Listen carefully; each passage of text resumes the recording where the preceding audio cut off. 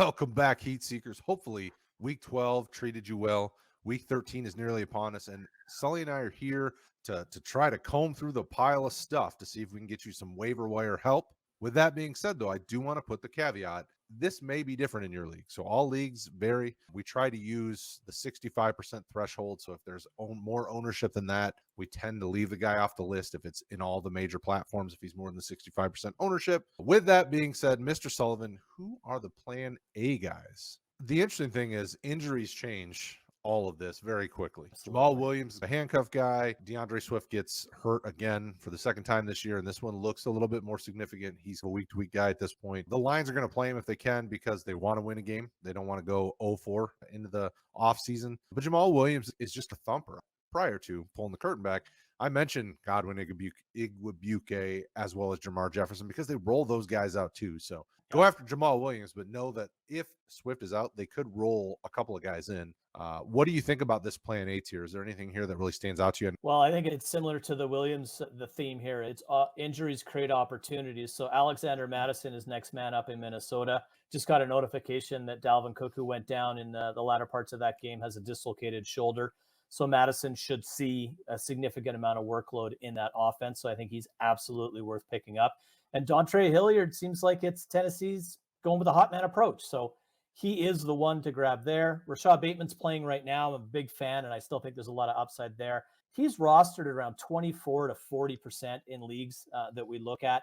To me, that's way too low. And Kendrick Bourne is quickly becoming sort of the security blanket for Mac Jones. It was Jacoby Myers earlier in the season. It looks like it's transitioning to Kendrick Bourne. So I think he's a guy that should be rostered in a lot more leagues. Yeah, and Myers is interesting when you're a true PPR format. Myers still has the value, but Kendrick Bourne is a big play threat. What they wanted him to be when they brought him in. They needed somebody to be the big play threat they can get some deeper shots to. And they're running all cylinders. They just decimated Tennessee and beat them at their own game. They ran the ball. They threw the ball when they needed. But Hilliard was the bright spot. Deonta Foreman got a ton of carries too. So, I know Cody and I were banging the drum for him. He's still getting a ton of carries, but Hilliard seems to be that big play threat in this whole situation. So this plan A tier really has some quality talent. I think at this point in the season, if you can get Mattison, Hilliard, Bateman, Bourne, they can be guys that really do fill in some depth as you get to the playoffs and maybe even get you some starter time, especially with a guy like Mattison.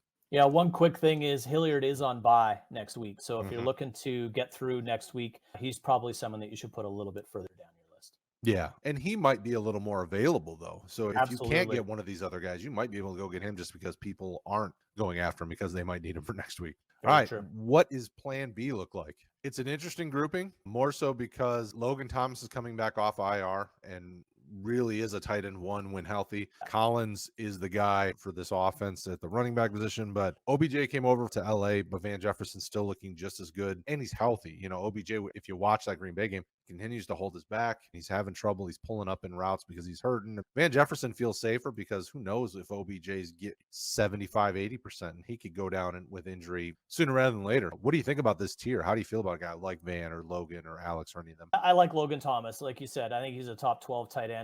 So I'm going to grab him if he's at all available. Alex Collins is the best of what's left in Seattle, but he's been on the injury report all season long. He's got a core injury that he's dealing with.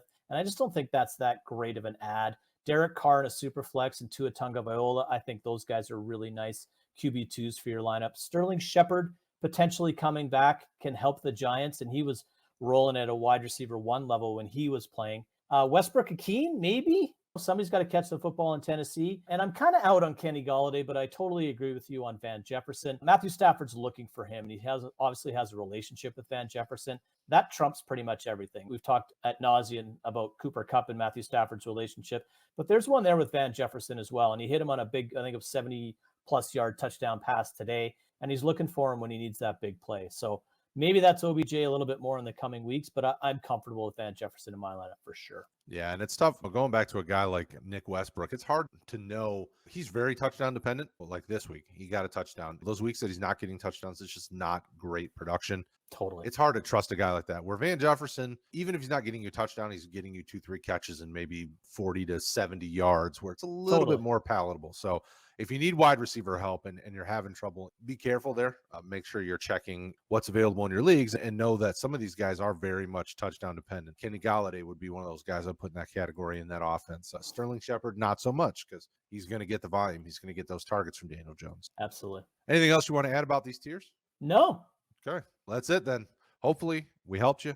If you guys are struggling and your waivers are different than ours and what you have available, throw a comment below. You know that we're paying attention.